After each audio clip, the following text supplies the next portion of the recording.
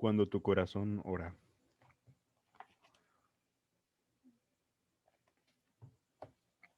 Página 182.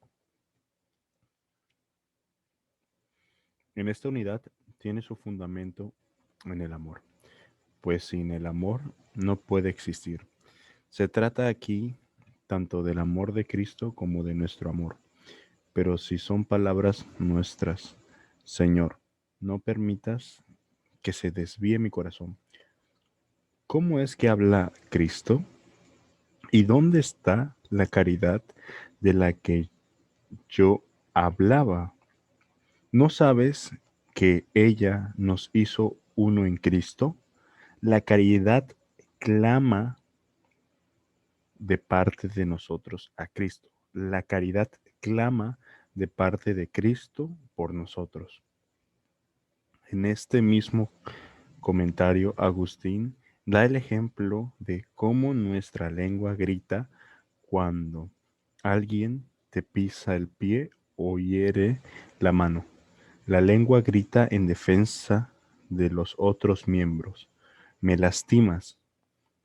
La función de la cabeza es la de cuidar a los otros miembros. Asumiendo un cuerpo como el nuestro, Cristo se ha dignado a ser nuestra cabeza.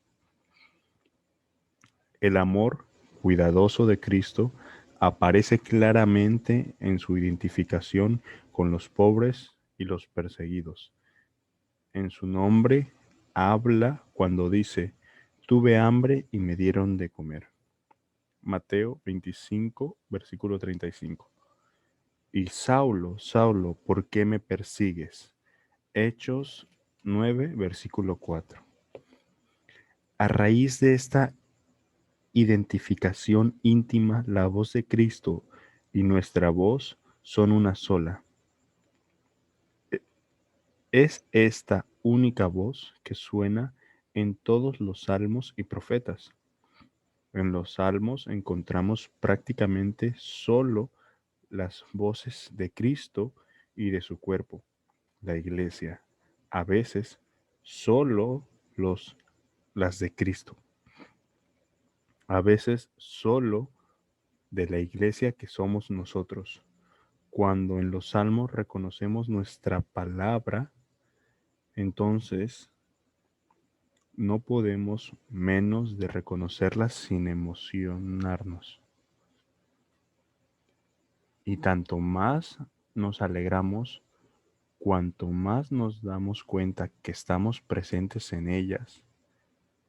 Si ora el salmo, oren. Si gime, giman. Si se alegra, alégrense. Si espera, esperen. Y si temen, teman. Porque todas las cosas que se escribieron aquí son nuestro espejo y reflejo. Si el salmista se siente deprimido, angustiado, triste, entonces nos damos cuenta que somos nosotros los que estamos en él y unimos nuestra oración con la de él. En todos los salmos, ya canté, ya gima, ya manifiéstate alegría. Debemos tener por cosa conocidísima y familiarísima que su voz es como la nuestra. Pero en los salmos no solo oramos con el salmista, sino también con Cristo. Este es el caso incluso cuando se trata del perdón de los pecados. También el grito de Jesús en la cruz, Dios mío, ¿por qué me has abandonado? Es citando frecuentemente por Agustín.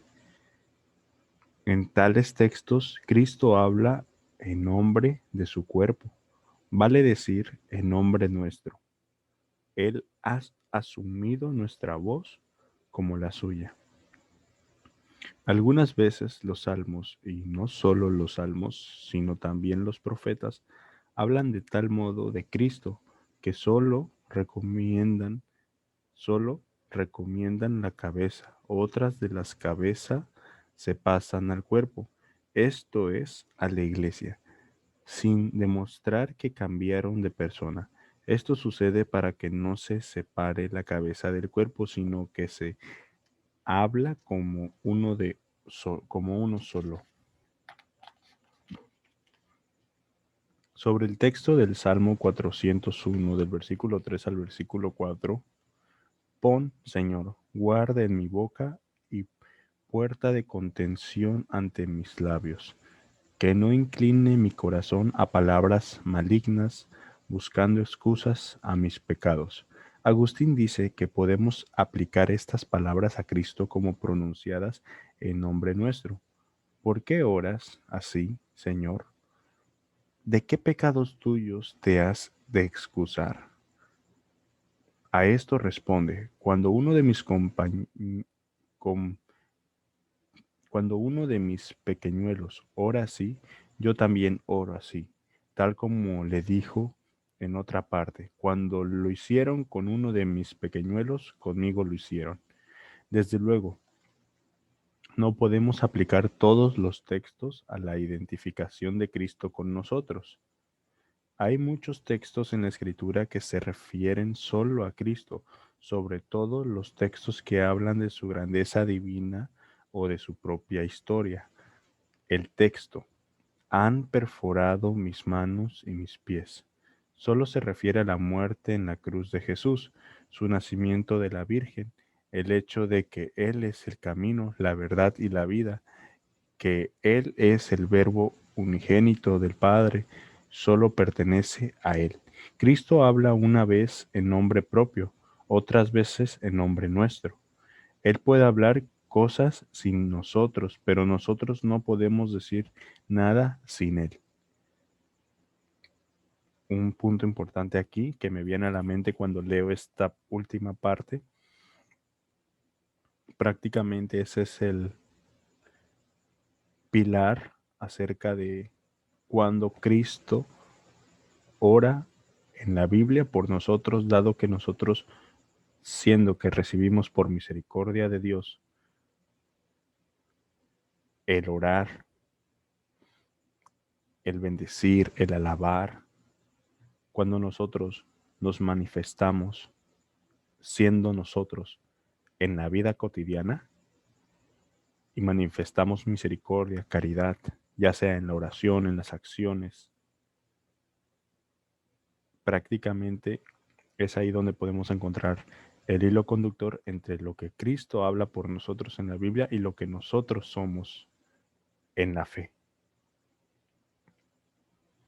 No podemos considerar esta unión íntima, mística, este estar mutuamente el uno en el otro, como lenguaje figurado o como algo irreal.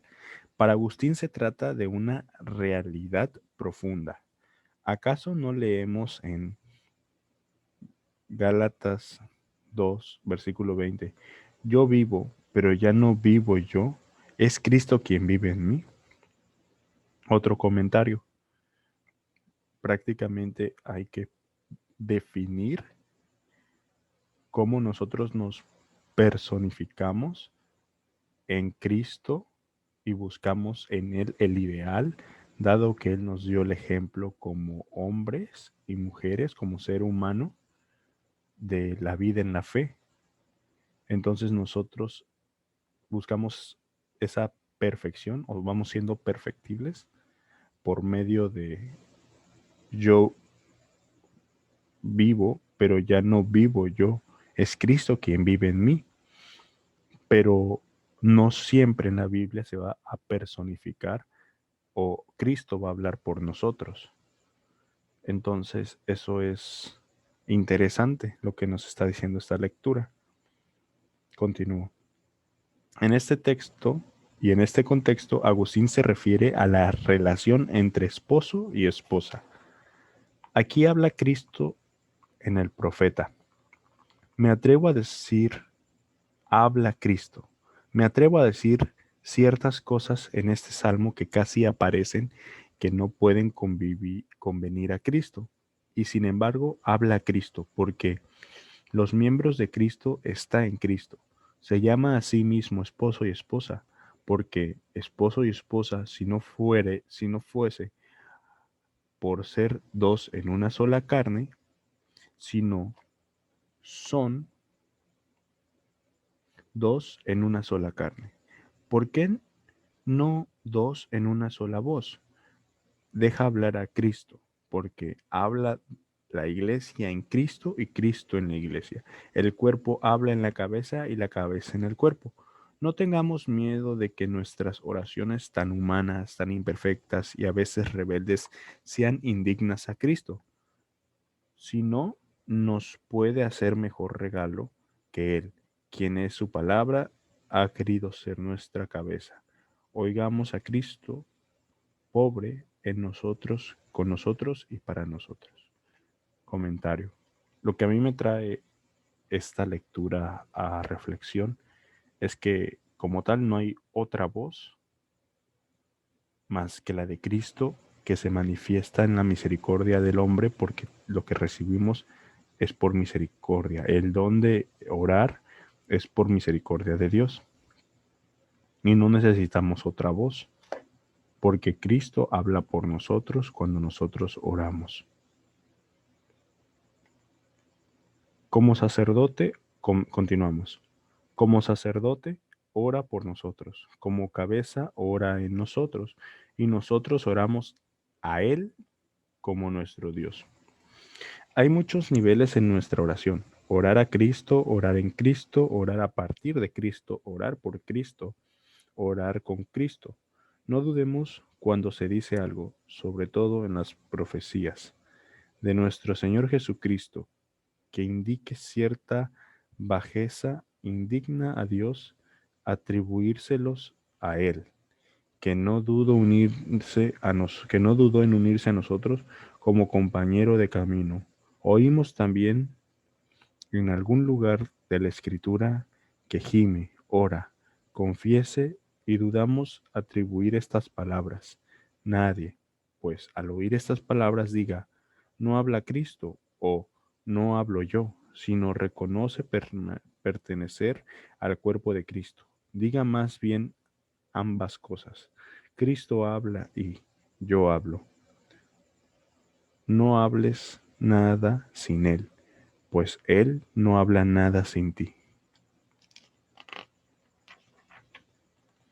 Una exhortación fuerte, ¿no? No, no hables nada sin Él, pues Él no habla nada sin ti. Prácticamente habla de la vocación real, concreta que Cristo tiene en la historia de la humanidad. Y prácticamente hoy nos enfrentamos a ciertas condiciones que excluimos queremos excluir de la historia a Cristo en nuestra posmodernidad, en nuestra modernidad líquida, en nuestro amor líquido. Entonces, es una invitación prácticamente a eso, a hablar con Él, hablar con Él, pero no a Él, sino hablar en Él, hablar con Él.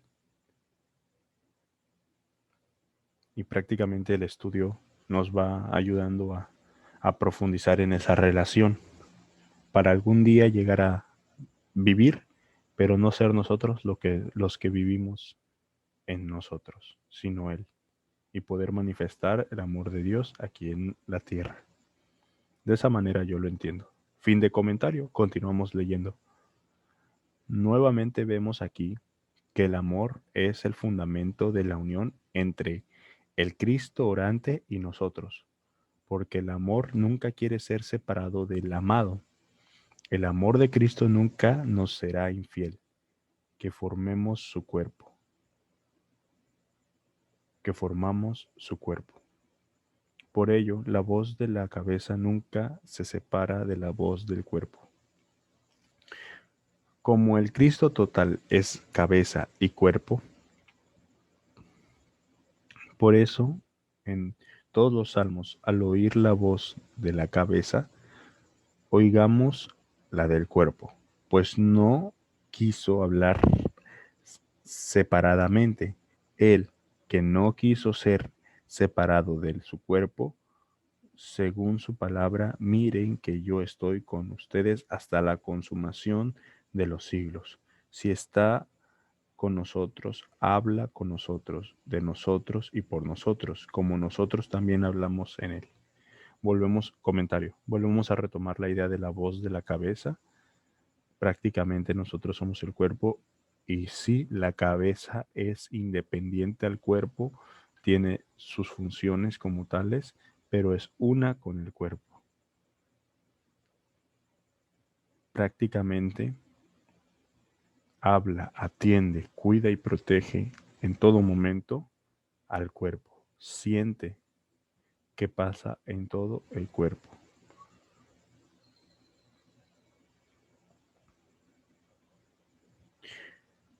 Para nosotros, esto incluye un mandato importante.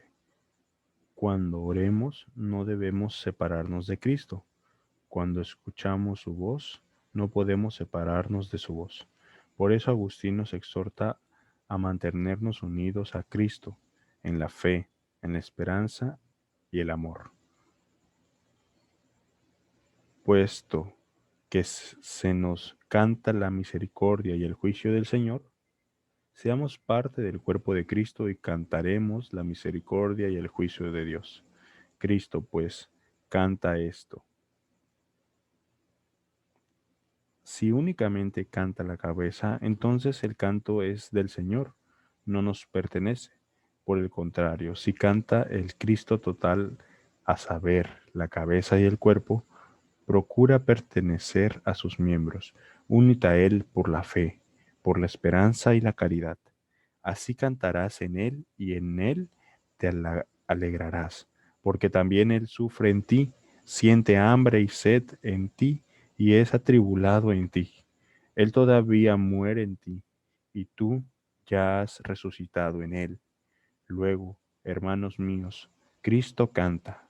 Luego cantemos ahora en esperanza todos reunidos en una sola gran unión. Las últimas palabras de este texto demuestran claramente que no se trata solo de una unión personal, individual con Cristo. También todos los demás hombres están presentes en Cristo, porque su amor abarca a todos. En Él podemos sabernos uno con todos los hombres.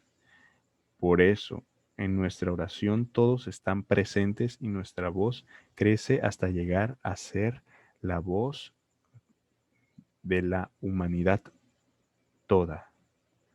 Esto no solo vale para nuestras súplicas, sino para todas las otras formas de oración.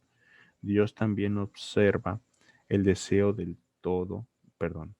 Dios también observa el deseo de todo el cuerpo de Cristo, uno en el único Cristo para ver la salvación del Señor en la tierra de los vivos. Aparte del deseo, pensamos aquí también en la alabanza de Dios.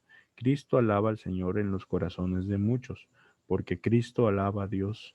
Por los mismos, los cristianos deben alabarle. Y cuando alabamos a Dios, entonces Cristo le alaba porque somos miembros de Cristo. Creo, en resumen, que es para nosotros una gran oportunidad, alentador y consolador que podamos considerar nuestra oración frecuentemente tan pobre como la continuación de la oración de Jesús en nosotros. Prácticamente la oración, comentario, prácticamente la oración es muy, muy profunda, como uno tenga la disposición de comprenderla. Hay infinidad en la oración y el espacio donde ésta se manifiesta es nuestro corazón. Es tan grande y diverso que un Dios cabe en nosotros, dentro de nosotros. Entonces, hay muchas formas de orar, muchas. y cada una va teniendo cierta profundidad. Además sabemos que nunca oramos solos, sino que Cristo ora en nosotros y que por Él y en Él toda la humanidad está presente en la oración. Esta presencia podemos entender en dos formas, sea en el sentido de que todos los creyentes oran con nosotros, sea en el sentido de que nosotros oramos por toda la humanidad. De tal manera, la oración siempre tiene una dimensión comunitaria. Fin de lectura, página 188. Cuando tu corazón ora, la doctrina de Agustín sobre la oración, Organización de Agustinos de América Latina, México 2001,